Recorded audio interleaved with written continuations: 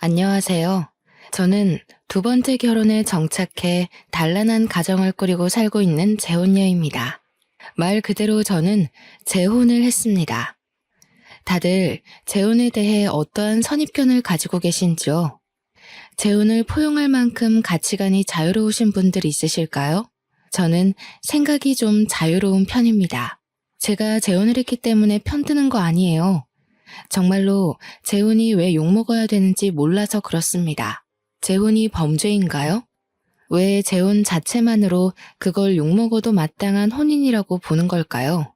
불륜도 어쩔 수 없는 인연이라고 개소리를 하는 세상에서 재혼이 왜 고개를 못 들 짓인가요? 단지 앞전 결혼을 실패했기 때문에 저 사람은 하자 있는 게 분명하다라고 생각하는 것도 이젠 그만두고 현실 속도에 따라가는 가치관을 배울 필요가 있지 않나 싶습니다. 재혼을 했기 때문에 겪는 불상사는 얼마든지 감안할 생각으로 재혼을 했지만 결단코 제가 새로 만난 시댁에 굽신거릴 필요는 없지 않습니까? 그런데 시댁에선 저를 자기들 손맛대로 주무르려고 하더라고요.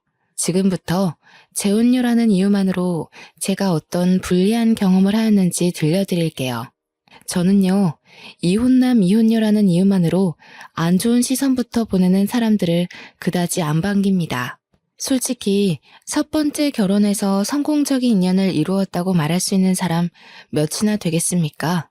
100이면 100, 다들 결혼을 후회한 순간이 있을 거라고 봅니다. 본인은 이혼해야 할 만큼 고통을 받고 살면서도 내 몸 불살라 그 고비를 다 참아가며 그래도 이혼은 안 했다? 이게 그리 자랑할 만한 일인지 저는 사실 모르겠어요. 저는 재혼을 했기 때문에 재혼이 어떤 건지 너무도 잘 알고 있는데요.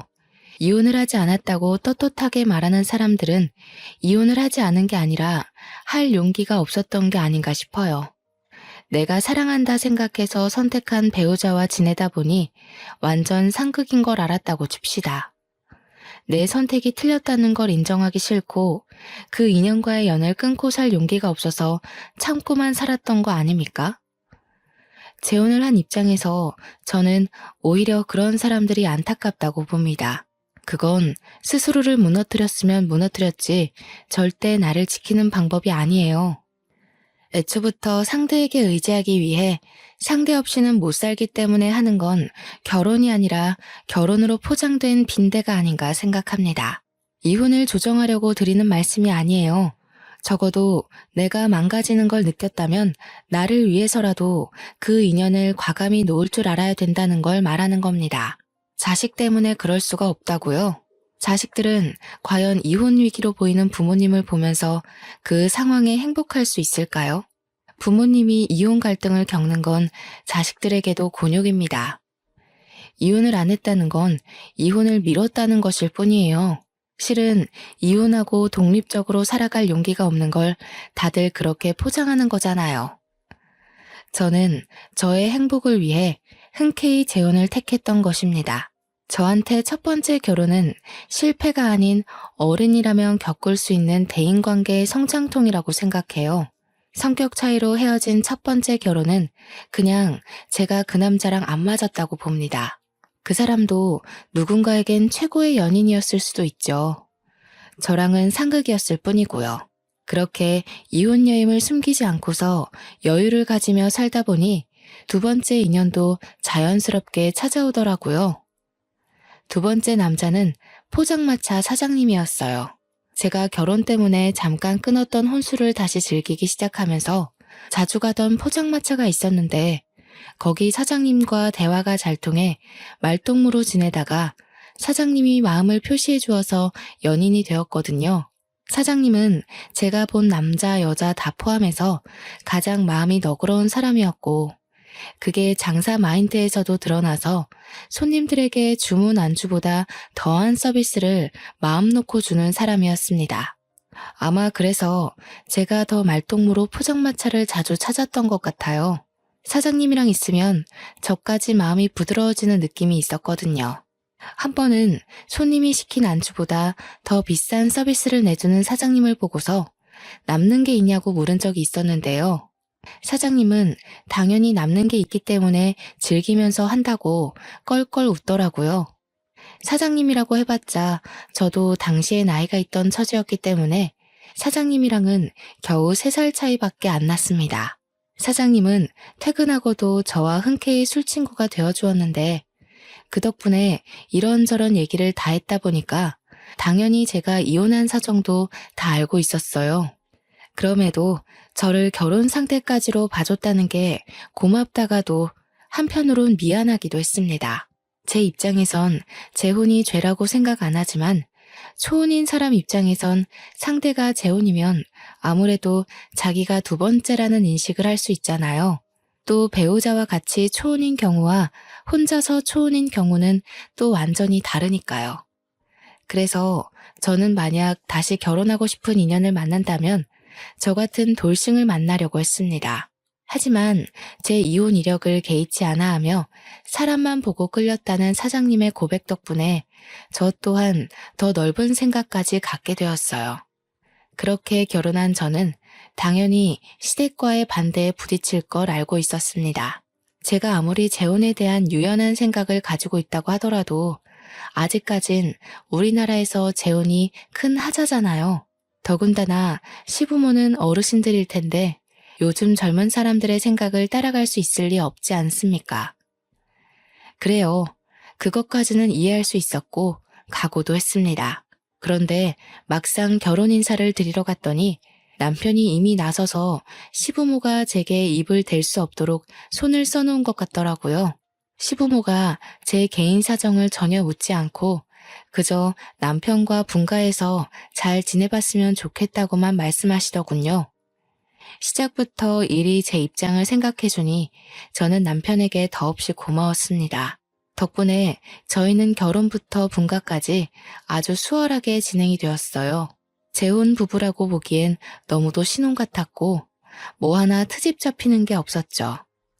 그러나 역시 문제가 없다면 제가 재혼녀 꼬리표로 이 사연을 쓰지도 않았을 겁니다. 결혼을 한 후 이제 막 신혼살림을 정리하고 나서부터 시모가 저희 집을 방문하기 시작했는데요. 올 때마다 제게 얼마나 황당한 말씀을 하는 줄 아시나요? 첫째는 아들이어야 하는 거 알지? 늙은이 생각이라고 욕할 것 없다. 요즘 것들이 뭘 잘 몰라서 그런 거지. 옛말대로 해야 자다가도 떡이 생겨. 어머니 말씀 잘 알겠지만 아이 성별이 어디 제 마음대로 되나요? 그리고 아직 남편이랑 아이 계획은 의논 못 해봤어요. 시모는 제 입장이 어떤지 별로 들을 생각도 없어 보였습니다. 갑자기 휴대폰을 꺼내 돋보기를 쓰더니 자기가 수소문하여 아들 낳는 방법을 알아왔다고 저한테 메모한 것을 이것저것 설명하기 시작하는 거 있죠. 그 내용 중에는 아들을 낳으려면 여자는 몸을 시원하게 해야 되고 남자는 산성 음식을, 여자는 알칼리성 음식을 먹어야 된다면서 절대 쌀밥을 먹지 말라고 하는 거 아니겠습니까? 이것만으로도 충분히 황당한데 계속 이어지는 시모의 설명 중에는 듣기에 남사스러운 내용도 있었습니다.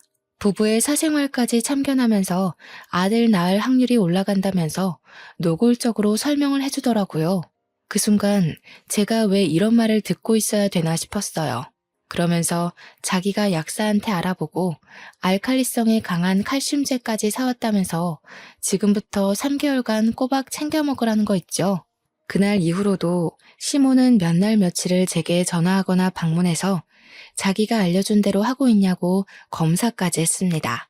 당연히 저희 부부 잠자리에 대해서도 날짜와 시간까지 물으며 제 배란일까지 계산해서 집요하게 캐물었어요. 집에 올 때는 꼭 냉장고 반찬들도 점검했는데요. 아들 낳는데 안 좋다는 음식은 죄다 마음대로 정리를 해버리는 거 아니겠어요? 어머님, 그거 어제 사온 건데요. 남편이 아침마다 사과 한 쪽씩을 꼭 먹어요. 어머님께서 챙겨오신 것들은 죄다 기름진 것들 뿐인데 남편한테 이런 거 좀 부대껴서 아침 상에는 못 올려요. 못 먹긴 뭘 못 먹니? 내 아들인데 내가 잘 알지. 저 사과는 네가 먹도록 하고 내가 가져온 이 반찬들은 꼭 내 아들만 먹여야 된다. 특히 넌 하루에 한 번씩 이 국화차를 우려 먹도록 해라. 그리고 옷이 그게 뭐니? 내가 집에서는 그런 두꺼운 겉옷 입지 말라고 했잖니. 시모가 저 쉬는 날 연락도 없이 갑자기 들이닥치는 바람에 잠옷을 갈아입지 못해서 아무 겉옷을 걸쳐 입은 거였거든요. 그런데 그걸 확 벗겨버리는 거 아니겠어요? 저는 시모 힘이 그렇게 센 줄 몰랐습니다. 심지어는 어디서 이상한 물건을 사와서는 집안 구석구석에 배치해 놓더니 저더러 하루에 한 번씩 그 물건들을 보면서 아들 낳게 해달라고 기도까지 하라고 하더라고요. 한두 번도 간섭하는 것도 아니고 저희 부부가 임신 계획을 해서 임신이 진행될 때까지 그럴 작정으로 보였습니다. 이건 제가 임신을 하고 싶어도 스트레스 받아서 임신이 안 될 지경이었어요. 시모가 아들 손주 보고 싶어 하는 건 알겠는데 그건 하늘에서 정해주는 거잖아요. 이런 말도 안 되는 근거들로 인해 생기는 게 아닐 텐데 허황된 미신을 믿는 시모가 한편으론 한심하기도 했습니다. 집에 하나둘씩 못 보던 물건이 생기니 초반에는 신경 안 쓰던 남편이 끝내 모형 인형 같은 것들이 뭐냐고 물을 때가 있었는데요. 저는 괜히 남편과 시댁 사이에 트러블이 생길 걸 피하고 싶어 그동안 말을 아끼고 있었거든요. 그런데 몇 달째 시모한테 시달리고 있으니 그만 남편한테 알려야겠더라고요. 아, 그거 어머님이 첫째는 아들이어야 된다고 아들 낳는데 좋다는 물건들이래. 처음엔 한두 개 사오시더니 집에 올 때마다 매번 다른 걸로 사오신 거야. 뭐? 그런 게 어딨어. 보기 껄끄럽게. 사람 사는 집에다가 무슨 저런 것을 놔뒀대? 엄마가 또 쓸데없는 거 듣고 와서 자기 못 살게 굴었나 보네. 인형이 한두 개가 아닌데 그동안 이만큼이나 시달리면서 왜 말 안 했어? 그냥 괜히 자기랑 어머님 사이 불 붙이고 싶지 않아서. 그런데 점점 심해지시니까 좀 곤란하긴 하다. 어머님이 자기 좋아하는 나물 반찬도 다 갖다 버리셨어. 자기 보고 산성 음식만 먹으래. 자기 소화기관 안 좋아서 기름진 거 자제해야 되는데 어떡하지? 예상대로 남편은 시모에게 화가 많이 난 얼굴이었습니다. 남편은 결혼을 하고 나서도 제가 재혼녀라는 이유만으로 상처받지 않도록 엄청 신경 쓰는 사람이었는데요. 시모가 제게 입질을 한 걸로 모자라 임신 부분에서 스트레스를 주고 있었다는 사실을 알자 열이 많이 받은 듯 했습니다. 제가 사소한 부분에 대해서도 설명 들었다고 하니까 남편은 더 참지 못하고 시모한테 전화를 걸어 따졌어요. 그 때문에 한동안 시모의 걸음이 뚝 끊겼고 연락도 함께 끊어졌습니다. 남편은 시모가 사다 놓은 이상한 모형 인형과 반찬 등 말도 안 되는 미신이 깃든 흔적 모두를 전부 내다버렸습니다. 시모가 사다 줬던 약까지도 빠짐없이 전부 다요. 남편과 시모가 다툰 것은 마음이 불편했지만 그래도 그것들이 눈에만 안 보이니까 제가 좀 숨을 쉴 수 있겠더라고요. 마음이 평온해졌기 때문일까요? 스트레스의 원흉이 사라지자 놀랍게도 저는 임신을 하게 되었습니다. 임신이 되었을 때까지도 시댁에선 제게 간섭하는 것이 없었어요. 너무 기쁜 나머지 그동안 시모가 저를 피곤하게 했다는 사실을 잠깐 망각하고서 이 사실을 시댁과 친정에 빨리 알렸습니다. 그런데 아니나 다를까 그때부터 시모가 제게 다시 슬슬 입을 대기 시작하는 거 아니겠습니까? 태몽은 누가 꿨니? 어떤 꿈이었어? 너 그동안 내가 시키는 대로 했지? 내가 준 약은 임신하기 전 3개월 정도까진 꾸준히 복용했어야 했는데 똑바로 지켰니? 아, 어머님, 손자 보고 싶은 마음은 알겠는데요. 저희는 그냥 운명에 맡기려고요. 남편도 딸이든 아들이든 상관없이 다 좋다고 했거든요. 그래서 약도 끊은 지 오래됐어요. 아이고, 나 못 산다. 딸은 무슨 딸이야? 안 된다니까 그러네. 내 손주는 무조건 첫째가 아들이어야 돼. 장남이 들어서면 너한테도 좋은 건데 왜 말을 안 듣니? 어머님, 이런 게 고집 부린다고 될 일이 아니잖아요. 딸이든 아들이든 다 제 자식이니까 이제부턴 제가 알아서 할게요. 그리고 어머님 목소리가 너무 크셔서 태교에 많이 안 좋을 것 같아요. 앞으론 신경 꺼주세요. 그때 제 전화통화가 나름 저의 솔직한 감정 표현이었습니다. 시모의 간섭을 듣자마자 지난날의 스트레스까지 겹쳐져 한꺼번에 숨통이 막혔는데 저 때문에 자칫 뱃속의 아이한테까지 피해가 갈까봐 시모를 만나는 것도 싫더라고요. 다행히 남편의 입김 때문에 시모가 저희 집에는 찾아오지 않았어요. 덕분에 저도 시모에게 양해를 구하고는 시댁의 연락은 철저히 외면하며 몸조리에만 신경 썼습니다. 그렇게 태아의 성별을 확인할 수 있는 시기가 다가왔고 병원을 같이 찾은 저와 남편은 뱃속 아이가 딸이라는 사실을 듣게 되었습니다. 아이가 건강하다는 것만으로도 너무 기뻤지만 한편으론 시모의 등살이 걱정되더라고요. 그런데 저와 달리 남편은 정말 많이 행복해했어요. 사실 자기는 딸이 갖고 싶었다고 하면서 자기 꿈이 딸부잣집 아빠가 되는 거래요. 좀 귀엽지 않나요? 남편은 틈만 나면 귀갓길에 딸 물건이나 옷, 인형 등을 사오면서 딸을 맞이할 준비에 한껏 설렘 모습까지 보였습니다. 그런 남편을 보면서 저 또한 두근거렸지만 마음 한구석에는 계속 시모 생각을 놓지 못했어요. 이걸 어떻게 알려야 되나 그 생각 때문에 계속 골머리가 아팠습니다. 결국 산부인과 검진을 한 지 한 달이나 지나서 시모한테 딸이라는 걸 알리게 되었는데요. 그날 제가 시댁을 찾아가서 말씀을 드린 거였습니다. 남편과 시부는 출근을 했던지라 시댁에 같이 없었고 시댁에는 산후조리를 끝내고 온 신우랑 신우의 아들을 안고 있는 시모만 있었습니다. 제 뱃속의 아이가 딸이라는 걸 밝히자마자 시모가 시조카를 바로 내려놓더라고요. 아니나 다를까 눈에 불을 켜고 득달같이 언성을 높였는데 바닥에 놓인 시조카 똥기저귀를 제 얼굴에 던지는 거 아니겠어요? 그러게, 내가 뭐라고 그랬니? 진작에 내 말대로 했으면 아들을 가졌을 거 아니야. 네 신우 봐라. 내가 시키는 대로 했더니 금쪽 같은 아들을 낳은 거 안 보여? 어머님, 도대체 딸이 어떻다고 이러세요? 똑같이 귀한 자식이에요. 그러는 어머님께서 낳은 형님도 딸인 건 마찬가지 아니에요? 장녀 아니에요? 그럼 어머님도 집안 망신시킨 꼴인 거네요? 어머님도 첫째로 형님 낳으셨으면서 왜 이렇게 장남에 집착하세요? 어머머, 얘 봐라. 얘가 뭐라는 거야? 희원아, 얘 지금 뭐라는 거니? 한번 갔다 온 주제에 그깟 아들 하나 못 낳아서 내 자식한테 2번이나 흠을 만들어 놔? 내가 너 같은 애를 순순히 받아들인 이유가 왜겠니? 그래도 한번 갔다 왔으면 고분고분 수구릴 줄 알아야지. 그러게 옳게. 아무리 시건방져도 그렇지. 어떻게 시어머니 되는 사람한테 대들어? 전에 시댁에서도 이랬어? 그래서 이혼당한 거지.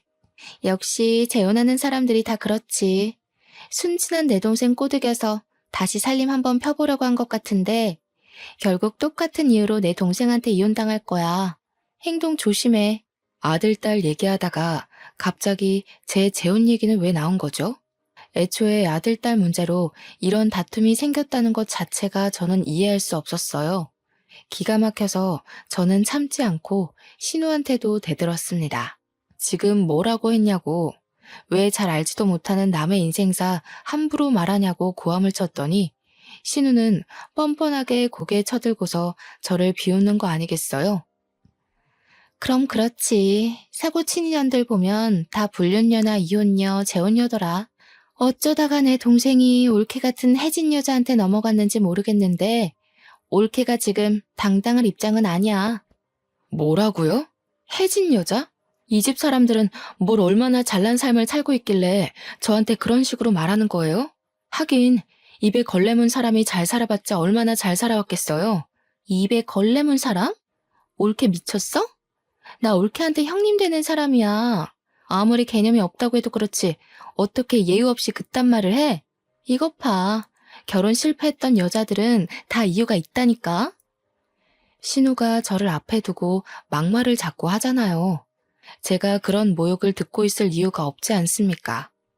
더 이상 화를 참을 생각도 없던 저는 겨우 1살인 신우 아들 앞에서 신우에게 달려가 머리채를 잡고 흔들었습니다.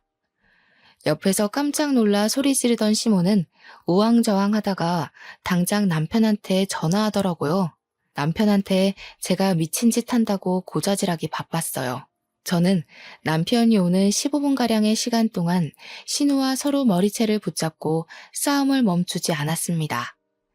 그 사이 신우는 정말 입에 담기도 민망한 쌍욕을 무수히 많이 했어요. 아들을 앞에 두고 그러고 싶은지 말도 안 나오더군요. 한참 지지고 못 갔을까 신우가 하필이면 발을 올렸고 그걸 피하느라 신우 머리를 잡고 있던 손을 놓아버렸네요. 그래서 신우는 엉덩방아를 찧으면서 요란하게 넘어졌는데요. 다행히도 때마침 남편이 문을 따고 들어왔고 남편은 들어오자마자 저만 먼저 살폈어요. 조심히 배를 안고 있는 저를 부축해 주었죠. 뭐 하는 짓이야? 이 사람 지금 뱃속에 아기가 있다고. 그걸 아는 사람이 아내를 몰아세운다는 게 정상적인 행동이야? 제발 누나가 책임질 수 있는 행동만 하라고. 뭐야? 지금 누구 편을 드는 거야? 먼저 잡은 건 저 여시가 먼저 그랬어. 내가 계속 당하다가 겨우 뻗은 발이었는데.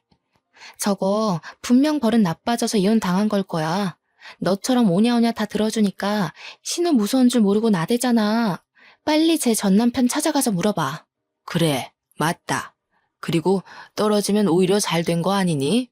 그래봤자 들어있는 게 딸일 뿐인데 이참에 다시 아들 준비하면 되고 좋지 뭘. 재혼 꼴이 달고 왔으면 손주라도 우리가 원하는 아들로 낳아야 될 거 아니겠어? 시모와 신우의 막말에 제가 다시 어떻게 해보려고 일어났는데 되레 저는 더 잠자코 있을 수밖에 없었습니다. 남편이 신우한테 다가가 신우의 뺨을 때렸기 때문이죠. 신우는 남편 힘에 밀려서 자기 아들 옆으로 완전히 꼬꾸라져 버렸습니다. 저도 놀랐는데 시모랑 신우는 자기들 핏줄이 그러니까 얼마나 놀랐겠어요. 상종 못할 인간들. 한 번만 더 내 와이프랑 내 딸한테 손대고 입대면 나 그땐 이 집 호적에서 나올 거야. 장남이 뭐 대수야? 장남인 아빠도 내 결혼에 대해서 아무 말도 안 하는데 왜 어줍잖은 당신들이 난리야. 뭐? 아들아, 네가 어떻게 엄마한테 그런 소리를 할 수가 있어? 고작 저런 여자 하나 때문에 엄마를 협박해? 전현이 사주한 거지. 그렇지? 조용히 하세요. 평생 내 얼굴 안 볼 생각이면 계속해서 내 가족 건드려봐. 나 절대 그냥 하는 소리 아니야. 내 딸 손대는 순간 누나 아들도 잘못될 줄 알아. 남동생의 협박에 놀란 건지 신우는 남편의 말에 눈물까지 보이면서 억울했습니다. 저는 남편의 부축을 받고 그대로 시댁을 빠져나왔어요. 혹시나 싶어 남편이 산부인과로 저를 데려가서 딸아이가 괜찮은지 확인까지 하더라고요. 이상 없다는 전문의의 말을 듣고 나서 남편은 제게 마음 놓고 사과를 했어요. 우리 엄마랑 누나가 옛날부터 좀 간섭이 많은 사람들이었어. 자기 재혼에 대해서도 자꾸 트집 잡으려길래 나름 내가 찍소리 못하게 해놨는데 이런 수모 겪게 해서 미안해. 내가 아빠랑 상의해서 다시는 당신 옆에 얼씬 못하게 해줄게. 남편의 진심 어린 사과가 너무 고마웠고 든든했습니다. 남편의 잘못이 아니잖아요. 그래서 남편에겐 다른 원망은 없었어요. 남편이 시댁한테 당하는 제 사정을 모르는 것도 아니었고 나 몰라라 하는 것도 아니지 않습니까? 그런 남편이 저를 지켜주고 있었기 때문에 저도 굳건히 버틸 수 있었던 겁니다. 그래서 시모랑 신우가 저한테 더 이상 손을 못 댔냐고요? 그건 또 아닙니다. 그 둘은 오히려 더 열이 받아서는 남편이 제 게임에 넘어갔다고 생각해 저를 확실히 구워 삶으려고 작당을 하기 시작했어요. 저는 출산을 하기 전까지 몇 번이나 시댁 식구들 때문에 유산의 고비를 넘겨야 했습니다. 한 번은 시모가 남편을 통해서 여자 몸에 좋다는 한약을 선물하더라고요. 절대 이럴 사람이 아니기에 저는 끝까지 의심의 눈을 거두지 못했죠. 결국 저는 곧장 한약 봉투에 표시된 한의원을 찾아가서 시모가 대체 어떤 약재를 써서 만들었는지 물어보기까지 했습니다. 네, 여자한테 좋지 않은 한약이 맞다고 하더군요. 그래서 한의사가 시모한테 절대 가임기 여성에게는 음용하지 말라고 몇 번이나 말했다고 합니다. 하지만 시모는 자기 아들 거 짓는 거니까 걱정하지 말라고 했대요. 두 모녀는 끊임없이 저를 공경에 빠뜨렸습니다. 남편이 시댁에 경고를 줬다고 말을 들을 사람들이었다면 제가 이렇게 스트레스를 받지도 않았겠죠. 그래도 그 경미한 위험들이 제 앞에 닥칠 때마다 저는 하늘이 도운 건지 다행히도 운 좋게 고비를 넘겨왔는데요. 딱 한 번 불운을 피하지 못해 정말 위험할 뻔했던 적이 있었습니다. 그들을 도무지 용서를 해선 안 되겠다고 마음을 먹은 날이기도 했죠. 한날 장을 보고 횡단보도를 건너가던 중이었는데요. 갑자기 신호를 무시하고 달려드는 차 때문에 깜짝 놀라서 발을 헛디뎠거든요. 그때 하필 남산만 했던 배로 중심이 쏠리는 바람에 주위 사람들이 황급히 달려와 저를 도와주었습니다. 당시 제가 많이 놀라긴 했었나 봐요. 그만 기절까지 해버린 거 아니겠습니까? 그 와중에도 저는 쌩 지나가 버린 차 번호를 눈으로 외우고 난 뒤에 의식을 놓았던 걸로 압니다. 아마 아이를 지키고 싶던 엄마의 독한 의지 덕분에 저도 모르게 그럴 수 있지 않았나 싶은데요. 그 순간 발휘한 기지가 훗날 제게 역전의 기회를 안겨준 중요한 키가 되기도 했어요. 저는 119에 실려오는 도중 정신을 차렸는데 눈 뜨자마자 구급대원들에게 나는 괜찮으니 우리 아이 좀 빨리 검사해달라고 졸랐습니다. 그래서 아이를 먼저 확인했고 다행히 아이는 무사한 걸 들었습니다. 아이가 씩씩하게 잘 견뎌준 것이겠죠. 그제야 마음이 놓인 저는 남편에게 연락을 넣고 병실에서 멍 때리고 누워 있었습니다. 그동안 제 주변을 도사리고 있던 아찔한 순간들이 머릿속을 훅훅 지나가더라고요. 이혼 여인 저를 거절 한 번 없이 허락해줬으니 무조건 손자를 낳아야 한다는 시모 말이 계속 머릿속을 맴돌았어요. 차라리 그만한 이유라도 설득력이 있는 까닭이라면 제 나름대로 이해를 해보겠다만 언제 한번 시모한테 왜 꼭 아들이어야 하냐고 물은 적이 있거든요. 그런데 시모 말이 아들 낳는데 이유가 어딨냐고 그건 당연한 일이라고 하는 거 있죠. 그러는 본인은 딸을 첫째로 가져놓고 왜 자꾸 저한테 그런 억측을 부리는지 모르겠습니다. 뒤늦게 뛰쳐온 남편은 제가 괜찮은 걸 눈으로 확인하고 의사까지 불러서 제 상태를 제대로 듣고 난 뒤에야 안심을 했습니다. 제 앞에 무릎을 꿇더니 또다시 시댁 대신 사과를 하였어요. 당신은 잘못 없다니깐. 어린애들이 하는 장난질도 어른이 감당 못할 때가 있는데 다 큰 성인들이 그러는 걸 당신이 어찌 알고 맞겠어. 당신이 자꾸 시댁 대신 사과를 하면 난 그게 더 마음 불편해. 솔직히 어머님이랑 형님 용서 못하겠는데 당신이 이러면 내가 용서해야 될 것 같단 말이야. 그렇지. 거기까진 생각 못했다. 그래도 미안해. 내가 더 주의를 기울였어야 되는 건데. 정말 엄마랑 누나가 이렇게까지 나올 줄 몰랐어. 내가 생각해도 이건 사람 짓이 아니라고 봐. 그날 남편은 제 손을 잡으면서 심지를 단단하게 굳혔어요. 시댁한테 경고했음에도 정신 못 차리고 이런 몰상식한 짓을 벌였으니 자기가 그냥 천륜을 끊겠다고 하더라고요. 가족이라고 무조건 다 포용해야 될 의무는 없다면서 시모와 신우가 먼저 선을 넘었으니 뱃속의 자식을 위해서라도 위험 요인을 끊어내는 게 맞다고 하였습니다. 저는 별로 다친 곳이 없어 그날 남편과 함께 바로 퇴원을 했고 남편은 시댁에게 전화를 하여 절연할 것을 제대로 통보했어요. 그리고 살인미수로 고소도 할 거라고 했습니다. 저는 그런 엄벌까진 생각하지 못했는데 남편은 확실히 가족이라고 봐줄 생각이 없어 보이더라고요. 신고하는 데엔 문제 없었어요. 다행히 제가 증거 사진을 다 남겨놓기도 했고 아파트 건물 CCTV랑 도로 CCTV를 통해 제가 누군가의 고의로 위험에 처했다는 사실은 얼마든지 입증이 가능했으니까요. 계속 상황을 모른 척하며 떳떳하게 주장하던 시모가 남편이 고소를 한다고 증거 다 있다고 확고한 발언을 하자 그제야 당황해서 꼬리를 내리기 시작했는데요. 남편은 그 변명의 목소리조차 듣기 싫다면서 그대로 전화를 끊어버렸어요. 그랬더니 다음날 시모가 신우랑 같이 저희 집에 찾아와서 남편을 붙잡고 늘어지더라고요. 아들아, 정말 이 엄마 마음을 몰라서 그런 거니? 나쁜 뜻은 전혀 없었어. 너랑 새아기가 단단히 오해를 한 거다. 우리는 새아기한테 전혀 해코지할 생각이 아니었어. 그저 서운한 마음을 작게 표현했을 뿐이라고. 그래. 너는 뭐 그런 걸로 가족끼리 고소한 애만에 무섭게 말해? 올케도 다 아니까 그동안 말 안 하고 있었겠지. 안 그래, 올케? 괜히 작은 문제로 일 키우지 말고 그만 화 풀어. 앞으론 안 그러면 되잖아. 여러분들은 이게 과연 사과라고 생각하시나요?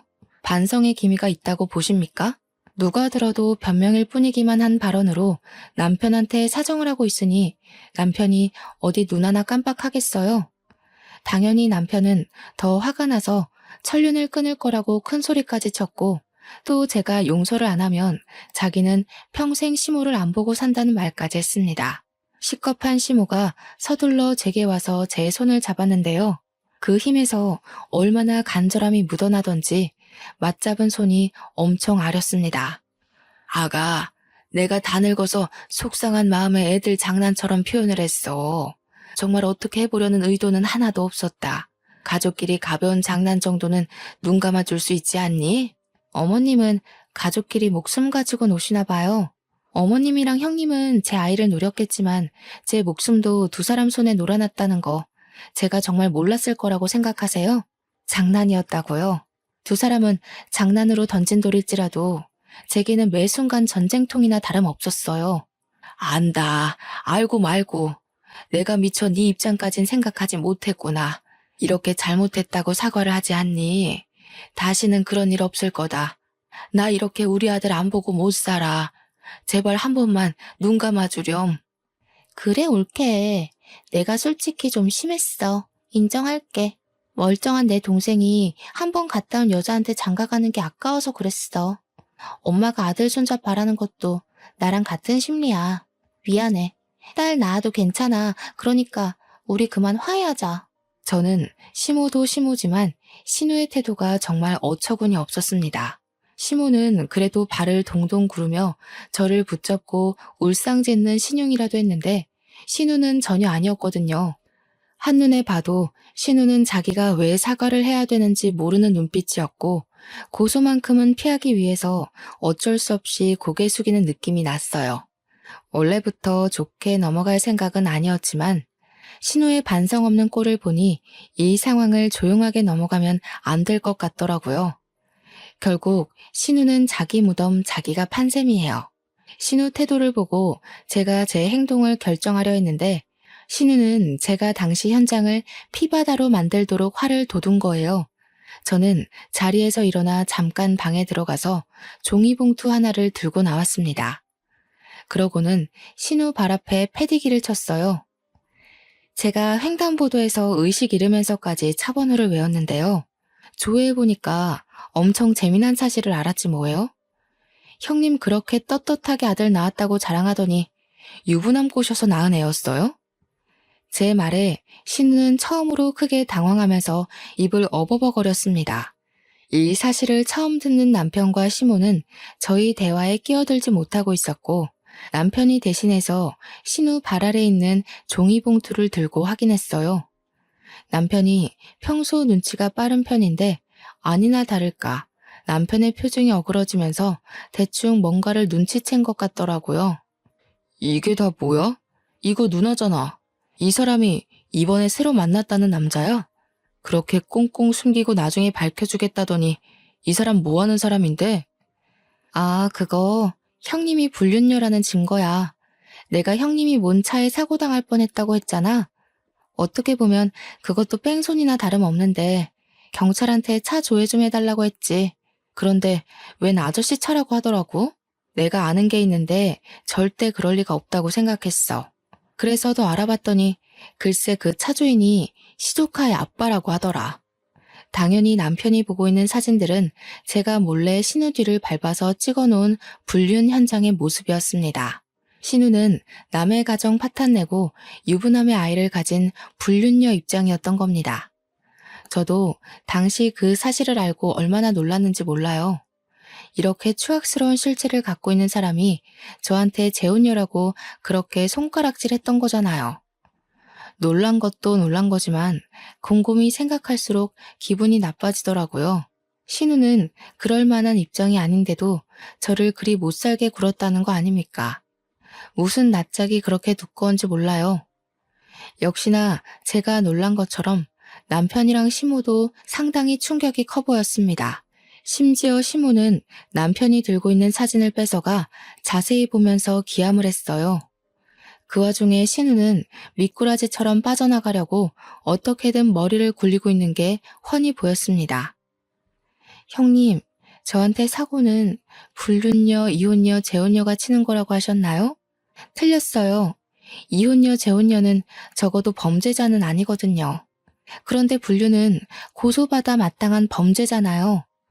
고작 불륜녀 주제에 재혼한 제 앞에서 그리 고개를 쳐들고 계셨던 거예요? 어떻게 그리 뻔뻔할 수가 있어요. 식구들이 형님 이런 사람인 거 모르고 속아주니까 다 만만해 보이기라도 했나 봐요? 뭐라는 거야, 이 정신 나간 년이. 올케 내 스토커야? 어디서 이런 걸 조작해서 나를 겁박해. 이러면 내가 무서워 벌벌 떨 줄 알았나 보지? 나 그렇게 멍청한 사람 아니거든. 겨우 생각한 방편이 스토커 핑계라니 실망스럽네요. 어머님도 어머님 따님이 하는 짓 똑바로 지켜보세요. 아들 낳은 형님을 그렇게 자랑스러워하셨잖아요. 겨우 불륜녀가 낳은 손자를 둔 셈인데 어떡해요? 동네방네 손자 자랑할 수 있겠어요? 손자 자랑 전에 불륜녀 엄마라고 소문 먼저 날 텐데 괜찮으실지 모르겠네요. 제 말에 시모는 얼굴이 시뻘개져서 신우를 노려봤습니다. 제 앞이라 쪽팔린지 차마 딸에게 쓴소리는 못하더라고요. 배신감에 치를 떨면서 소파에 덩그러니 누워있는 시조카까지 노려보는 거 아니겠어요? 더 이상 빠져나갈 구멍이 없다고 생각한 신우는 이 모든 상황에 당황해서 갑자기 소리를 빽 질렀는데요. 자기는 불륜이 아니라고 사랑이고 운명이라면서 본처가 자기들 사이 갈라놓고 있는 거라고 증거 사진들을 갈기갈기 찍기 시작하더군요. 신우의 숨통을 조일 수 있는 귀한 증거인데 제가 원본을 줬을 리 있겠습니까? 헛짓하고 있는 신우에게 그거 다 휴대폰에 저장된 사진이라고 하니까 신우는 그제야 제 앞에 무릎을 꿇고 울며 불며 애원을 하더라고요. 올케, 이거 밝혀지면 나 그 사람한테 외면당해. 제발 부탁이야. 그 사람 합의 이혼하고 나한테 온다고 했단 말이야. 이거 들통나면 우리 아들은 아빠 없이 커야 돼. 형님은 그런 말할 자격이 없어요. 남의 집 자식 아빠를 뺏은 사람이잖아요. 못 모르는 시조카 입장은 안타깝지만 제가 방금 그분 본처한테 연락을 넣었어요. 형님 같은 사람이 행복한 가정을 꾸리고 산다면 남겨진 그 집 가족들한테 너무 잔인한 일이잖아요. 불륜을 저지르면 그 대가가 불행이라는 거 시조카도 똑똑히 알아야죠. 저는 신우 앞에서 휴대폰을 들이밀며 처음 보는 번호로 그 사진들을 전송한 걸 보여줬습니다. 신우는 다시 얼굴색이 돌변하더니 제 휴대폰을 바닥에 냅다 집어던졌어요. 그러고는 울분에 차서 저를 노려보는데 자기 폰으로 불륜남이 전화가 오기 시작하자 사색이 되더라고요. 불안에 떨며 전화를 받고는 자기야 하면서 변명을 막 하는데 제가 본 사람들 중 가장 못나고 찌질해 보였습니다. 어쩜 시모도 신우도 이런 식으로밖에 못 살았을까요? 남편 위로 저런 사람이 둘이나 있는데 남편은 저들과 달라서 얼마나 다행인지 모릅니다. 난장판인 시댁 식구를 보면서 한심한 마음에 혀를 내두르고 있던 차 남편이 알아서 그들을 쫓아냈습니다. 남편은 문을 닫기 전에 그 두 사람에게 딱 한마디 엄포를 남기더라고요. 연락할 때까지 다신 얼씬도 하지 말라고 말입니다. 시모랑 신우를 본 건 그때가 마지막이었어요. 2달이 지난 지금까지 만난 적이 없네요. 출산하기 전에 그들을 떼어낼 수 있어서 천만 다행이라고 생각합니다. 출산 내내 험난한 시간을 보냈는데 그게 출산 임박까지 이어졌다고 생각해보세요. 그래서 우리 아이가 잘못되었다면 저 정말 시모랑 신우의 숨통을 졸랐을지도 모릅니다. 다행히도 하늘이 알아서 나쁜 인간들을 떼어내주지 않았습니까? 출산 임박해서 그 두 사람을 정리했잖아요. 모든 게 다 고마운 상황이었지만 그 와중에 특히 고마웠던 건 못난 엄마의 불찰에도 그 모든 걸 씩씩하게 잘 버텨준 우리 딸에게 고마울 따름이에요. 제 아이는 너무도 무사하고 건강하게 태어났습니다. 저와 남편은 그제야 가정다운 가정을 살면서 딸에게 최선을 다하는 부모가 되려고 노력 중에 있어요. 그리고 제 딸이 여자아이치곤 좀 독특한 부분이 있었는데 예쁜 인형을 좋아하기보단 주로 칼 장난감을 가지고 노는 걸 좋아하더라고요. 얼굴은 예쁘게 생겨가지고 남편이 사준 인형들을 세워놓고 칼을 휘두르며 노는데 얼마나 장군 같은지 모릅니다. 남편이 인형놀이 하라고 사준 선물들은 전부 딸의 전쟁놀이를 즐겁게 만들어주는 적군이 되어버렸어요. 그럼에도 남편은 그런 딸마저 사랑스럽고 예쁘다며 시간 날 때마다 딸이랑 놀아주려 하더군요. 사이좋은 부녀를 보면서 저는 그간의 스트레스를 싹 잊어가고 있는 중입니다. 그리고 시댁 사정은 전과 다를 게 없었어요. 여전히 제 눈에 코빼기도 안 보였고 근근히 소식은 들렸지만 명절조차도 마주할 수 없었습니다. 이게 다 남편이 제 편의를 봐줬기 때문이죠. 제가 그런 몰상식한 시댁을 안고서 결혼 생활을 이어갈 수 있는 이유도 전부 남편의 덕이라고 봅니다. 가끔씩 시부만 저희 딸을 만나러 신혼집에 방문하고 있는데 시부 말 들어보니까 시무가 늘 같이 동행하고 싶다 하는 것 같다더라고요. 시부가 한 번씩 남편한테 슬쩍 시무 얘기를 물어보곤 하는데 그때마다 남편이 단칼에 거절하는 바람에 시무는 아직도 저희 신혼집 동네조차 못 밟아보는 중입니다. 시부는 한 번씩 더 보는 것 말고는 저희에게 화해할 것을 딱히 강요하지는 않았습니다. 시부도 신우와 시모의 행적을 들었을 테니 감히 눈 감아주라고 언급하지 못하는 거겠죠. 그래서 그저 제 딸의 사진이랑 동영상만 찍어 시모한테 보여주는 걸로 만족하고 있어요.